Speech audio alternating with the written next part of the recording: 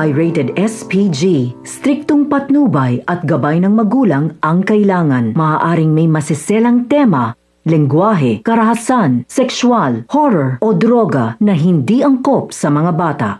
Magandang buhay sa inyong lahat sa episode 45 ng mga Batang Riles noong Biyernes. Ang intense na mga kaganapan para sa susunod na episode ng mga Batang Riles. Dito ay makikita natin ang tuluyang pagpasok ng mga nakamaskarang lalaki sa isang abandonadong establishmento. Kabang-abang ang mangyayari dito at saka ang tuluyang pagpasok ni Kidlat upang ipagtanggol at iligtas ang mga nakidnap na kawawang bata at matanda. Kamangha-mangha ang pagtatapat ni Kidlat at ni Doc lalo na ang santukan nilang dalawa. Magiging kabang-abang ang mga pangyayari para sa susunod na episode ng mga Batang Riles. Salamat sa inyong panonood at pakikinig. Please support my video and subscribe. Don't forget to click notification bell para lagi kayong updated kapag may bago akong upload.